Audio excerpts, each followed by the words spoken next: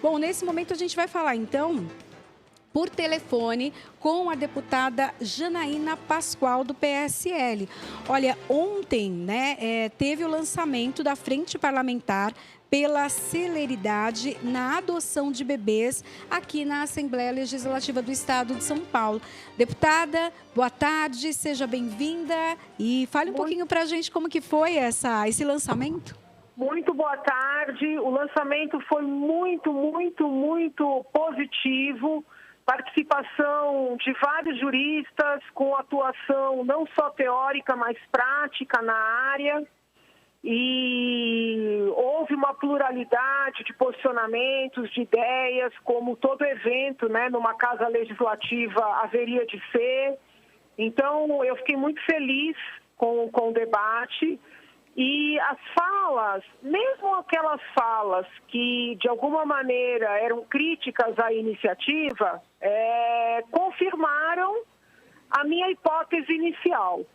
Existe uma dificuldade em, vamos dizer assim, colocar para adoção crianças, sobretudo aquelas crianças de até 3 anos de idade, que a Frente Parlamentar chama de bebês, crianças para a adoção, mesmo quando já se sabe que a situação jurídica dessas crianças, cedo ou tarde, as levará para a fila da adoção.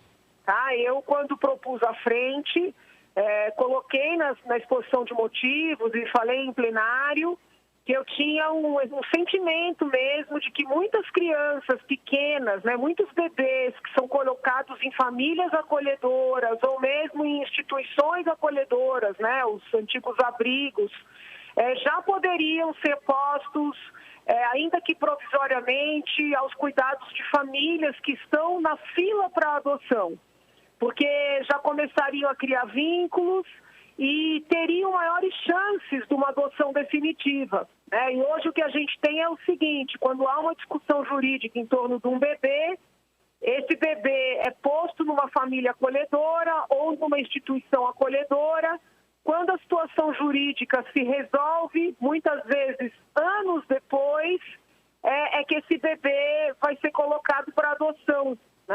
E aí ele já não é mais um bebê, ele já é uma criança crescida e a dificuldade de ser adotado é maior quando não perde essa chance de ter uma família. Então, a frente mesmo, depois do debate de ontem, ela se mostrou ainda mais importante do que imaginava no primeiro momento.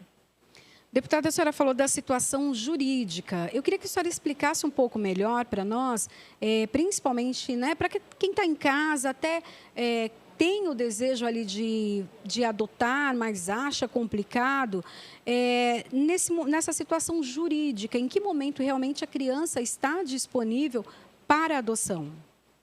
Veja, porque para quem acompanhou o debate, pôde perceber que os magistrados que se manifestaram, a defensora que se manifestou, e até participantes ali da sociedade civil, disseram que, na verdade, não existem bebês para serem adotados.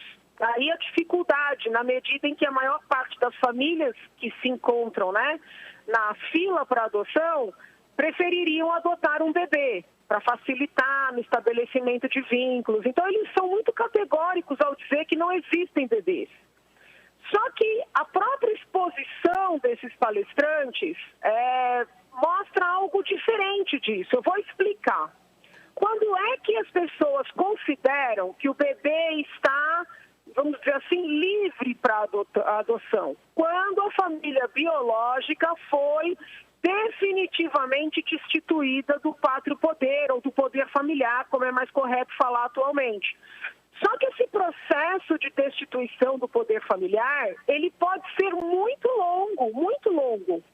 Então, na medida em que existe quase que um consenso de que tem que esperar esse processo todo para que esse bebê seja disponibilizado para adoção, a verdade é que o bebê envelhece nesse processo. O bebê deixa de ser um bebê para passar a ser uma criança com 4, 5, 6, 7 anos. E aí as chances de adoção são muito remotas. ontem nós identificamos, por exemplo, que existe, eu já tinha ouvido isso de maneira mais velada, mas ontem isso apareceu novamente no nosso debate.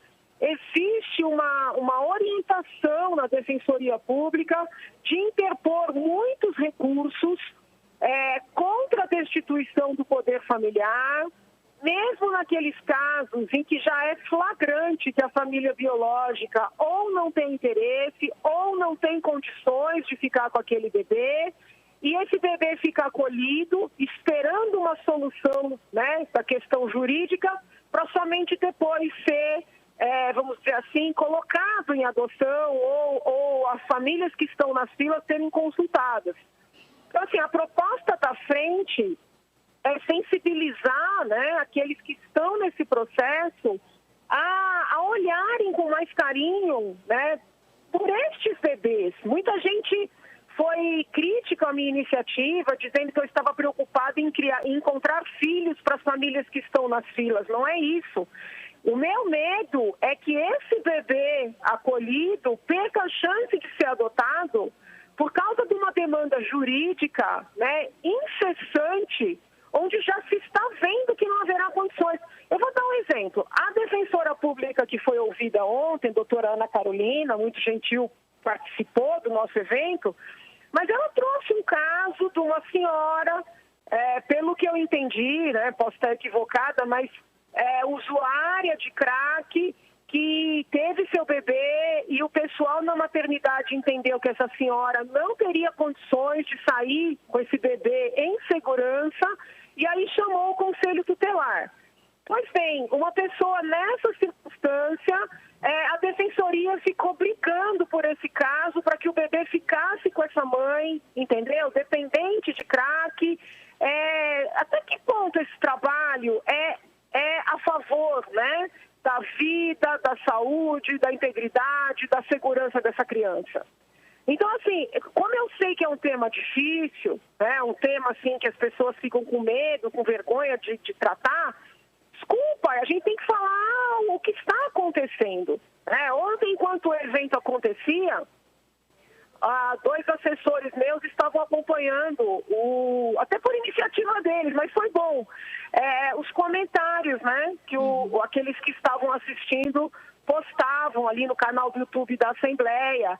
E houve falas assim que eu considero agressivas e injustificáveis, chamando de racistas, né, as famílias que estão nas filas e que colocam que tem preferência por uma criança menor para poder criar os vínculos, sabe?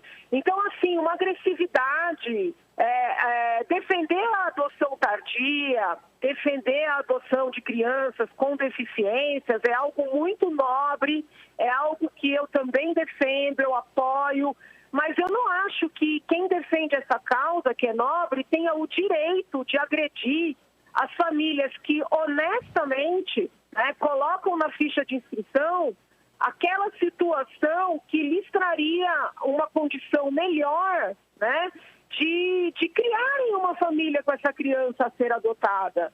Então, assim, uma agressividade, um preconceito, o preconceito ao contrário, ele não deixa de ser preconceito, entendeu? Então, assim, teve uma participante que disse assim, por que essa frente não se une a outra frente? Que tipo de bebês essa frente está defendendo? Eu falei, olha, as frentes todas defendem a adoção tardia, defendem a adoção de crianças com deficiência, nós também defendemos, mas nós estamos aqui defendendo aqueles bebês que já poderiam estar disponibilizados para adoção, mas ficam esquecidos, né? Ficam esquecidos, porque hoje o politicamente correto é só falar em adoção tardia. Deputada, a senhora é coordenadora, né, da Frente Parlamentar e, nesse momento, esse primeiro momento sempre é de levantar, né, as hipóteses, fazer pesquisas. E quais os próximos passos? O que a senhora acredita que essa Frente Parlamentar já vai se direcionar de trabalho? Então, primeiro momento, eu quero visitar a entidade que na capital é responsável pelo programa do acolhimento familiar. Porque ontem o palestrante doutor Iberê, que é magistrado com larga experiência nessa seara, ele trouxe dados fornecidos pelo Fazenda História, que eu já estou fazendo um contato para poder visitar. É que essa situação de pandemia às vezes dificulta as visitas, né, presenciais, mas eu estou tentando. Ele trouxe dados importantíssimos. O magistrado informou durante o nosso encontro que daqueles bebês acolhidos, 45% voltam para a família biológica, ou seja, tem toda a briga jurídica, né, em torno de destituir ou não destituir o poder familiar, e enquanto está essa briga, os bebês estão em acolhimento. 45% voltam para a família biológica. Isso significa que 55%, depois dessa briga, vão para a fila de adoção. Qual é a minha proposta? Que estes casos que já no nascedouro mostram que não vai ter condições de devolver o bebê para a família biológica, nestes casos, que as famílias que estão na fila da adoção sejam consultadas sobre a possibilidade, o interesse de receberem a guarda provisória dessa criança, obviamente, essas famílias têm que ser avisadas de que a situação ainda não é definitiva, porque tem uma disputa jurídica, mas tirar dessas famílias essa possibilidade para colocar a criança em acolhimento me parece injusto. Não só com as famílias, mas principalmente com a criança. Porque o bebê vai formar vínculo com a família acolhedora ou com aqueles amiguinhos da entidade acolhedora. Depois esses vínculos vão ser quebrados para daí tentar estabelecer vínculo com uma família adotante, se é que vai conseguir, porque ele já cresceu. É difícil, eu não sei se eu estou conseguindo ser clara para explicar para quem está nos acompanhando. É um tema juridicamente bastante técnico, muito técnico, e talvez precisasse até de uma aula de 2 horas, explicando os conceitos do que é família acolhedora, o que é instituição acolhedora, antigamente chamada de abrigo, a diferença daquela criança que está com uma família acolhedora, do seu ponto de vista jurídico, daquela que já é mandada para adoção. O que eu entendo é o seguinte: todos os defensores da causa da adoção passaram, de um tempo para cá, a só falar na adoção tardia. Esqueceram completamente a situação dos bebês. E quando a gente levanta essa causa, eles argumentam que, na verdade, é porque não existem bebês. Que quando aparece bebê, eles são logo adotados. O problema é que está cheio de bebê acolhido em pendências jurídicas fictícias. Porque são recursos que não precisariam ser interpostos. Porque são famílias biológicas que não querem ou não têm a menor condição de criar essas crianças. Então fica anos brigando para depois mandar a criança para adoção quando já ninguém quer adotar. Deputada, eu agradeço a participação da senhora e explicar para a gente também um pouco mais sobre essa frente parlamentar, o trabalho dela e principalmente a importância dela. A senhora conseguiu aqui mostrar para a gente essa diferença entre os bebês, já a adoção tardia. Então, muito obrigada por esses esclarecimentos. Imagina, podem sempre contar comigo. Eu também acabei nesse instante uma reunião com o Conselho Penitenciário. Vou falar a respeito no plenário hoje. E numa próxima oportunidade também quero detalhar um outro tema bastante importante que está em trâmite aí na nossa Assembleia. Tá bom? Obrigada pelo espaço de sempre. Fiquem com Deus. Beijo grande a todos. Tá ótimo, deputada. Com certeza, sempre bem-vinda aqui ao Jornal da Rede Alesp para nos trazer essas informações. Aguardamos, então, a sua participação falando dessas outras novidades e o resultado dessas reuniões. Bom, obrigada, beijo grande. Um beijo, tchau, tchau.